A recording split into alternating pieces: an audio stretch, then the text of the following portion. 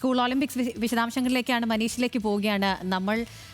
മനീഷ്, ഇപ്പോൾ school Olympics ആരംഭിച്ചിരിക്കുകയാണ്. ഇനി കുട്ടി താരങ്ങൾ നാളെ തൊട്ട് മത്സര രംഗത്തേക്ക് ഇറങ്ങുകയാണ്.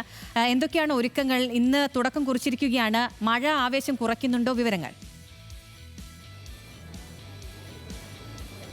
അഖില, വർണ്ണാഭമായ തുടക്കമാണ് യൂണിവേഴ്സിറ്റി കോളേജ് ഗ്രൗണ്ടിൽ ഈ 67ാമത് സ്കൂൾ കായികമേളയ്ക്ക് ഉണ്ടായിരിക്കുന്നത്.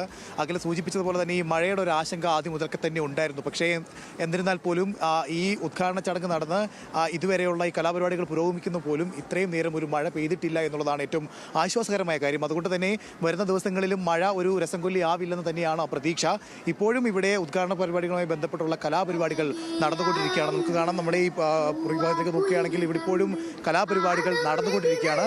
എന്തായാലും മുഖ്യമന്ത്രിയുടെ അഭാവത്തിൽ ധനമന്ത്രിയാണ് ഉദ്ഘാടനം നിർവഹിച്ചത്. ഏറ്റവും വർണ്ണഭമായ രീതിയിൽ തന്നെയായിരുന്നു ഉദ്ഘാടനം നടന്നത്. മാർച്ച് പാസ്റ്റും അതുപോലെ തന്നെ കുട്ടികളുടെ കലാപരിപാടികളും സൂംബ ഡാൻസും ഒക്കെ തന്നെയായി ഏറ്റവും മനോഹരമായിട്ടായിരുന്നു ചടങ്ങുകൾ പുരോഗമിക്കുന്നത്.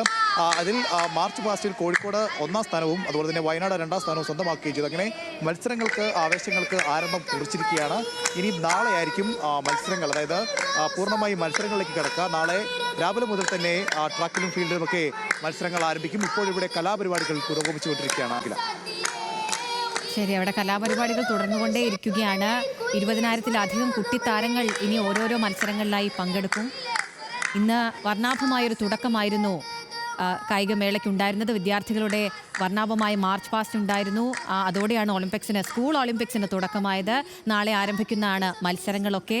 സജ്ജീകരണങ്ങളൊക്കെ പൂർത്തിയായിട്ടുണ്ട്. മഴ ഇപ്പോഴും വലിയ വില്ലനൊന്നുമായല്ല അവിടെ നിൽക്കുന്നത് എന്ന് തന്നെയാണ് മനീഷ് പറയുന്നത്. മനീഷ് മാത്യുവാണ് വിവരങ്ങൾ നൽകിയത്.